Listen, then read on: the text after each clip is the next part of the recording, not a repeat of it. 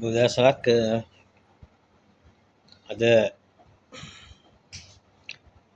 දිනේදී ජාතියේ යශෝරාවය විරුදාවලියලත් ආචාර්ය විශාරද නන්දා මාලිනී මෙතනියගේ අවසන් කටයුතු සිදුවන දිනය අද දිනය.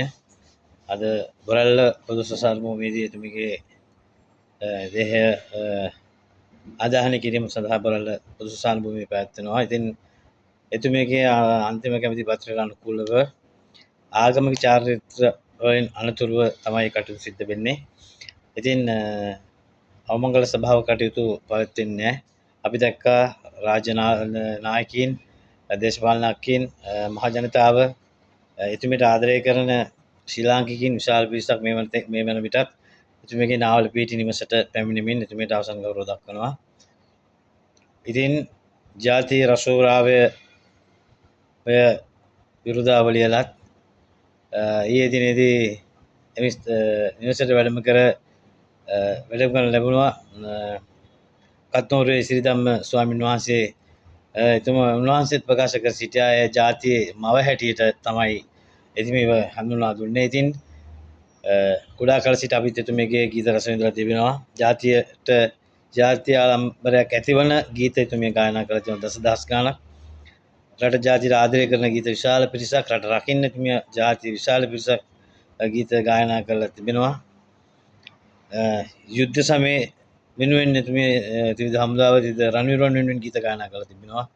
ඉතින් එතුමියට කලා ශේෂ්ත්‍රය වැජඹෙන්නට මොරටුව කලාකරුවන් බිහිවෙච්ච කලාකරුවන් විශාල පිරිසක් ඉන්න පුරවරයක් මොරටු පුරවරය. ඉතින් එතුමියට කලා ශේෂ්ත්‍රයට එන ආරාධනා කරපු දිවංගත අපේ ආදරණීය ඩබ්ලිව්.ඩී. පණ්ඩිත අමරදේව මැතිතුමන්ගේ ආරාධනෙන් වසර ගණනාවක් එතුමිය ගීත ගායනා කරලා තිබෙනවා. ඉතින් මොරටු පුරවරේ කලා පුරවරයක්. ඉතින් ඇත්තටම මොරටුවේ අය හැටියට අපිට ලොකු දුකක් තිබෙනවා එතුමියගේ වියෝවය පිළිබඳව.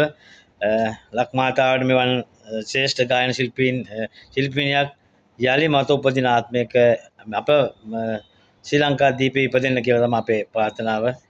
කලා ලෝකයේ මෙන්ම ලෝකයේ අපේ සියලුම ශ්‍රී ලාංකිකයින් මේ වන විටත් කනගාටුවෙන් සිටින්නේ එතුමියගේ වියෝවය පිළිබඳව. නමුත් එතුමියගේ වියෝවය සිදුවත් එතුමියගේ ගීත කවදාවත් මේ මාතෘ භූමිය ඉවත් කරන්න බෑ. ජාතියට හැංගීම් වෙන ජාත්‍යාල ගීත එතුමිය ගායනා කරලා තිබෙනවා දසදහස් ගණනක්. ඉතින් අපේ රට වෙනුවෙන්, අපේ ජාතිය වෙනුවෙන් ගීත ගායනා කරපු ඒ ජාතියේ රසෝරාවය අද නික්ම යනවා. ඉතින් මොරටු පුරවරේ වැසියන් හැටියට මොරටුවේ අපේ ආදරණීය සහෝදර සියලු ජනතාව වෙනුවෙන් අපි එතුමියට අමා මහ නිවන් සම්පත ප්‍රාර්ථනා කරනවා. යලිත් මතුපදින ආත්මයක ශ්‍රී ලංකා මාතෘ භූමිය තුළ ඉපදී මේ රට සේවය කරන්න එතුමියට වාසනාව ලැබේවා කියලා ප්‍රාර්ථනා කරමින් එතුමියට අමා මහ නිවන් සම්පත ප්‍රාර්ථනා කරනවා.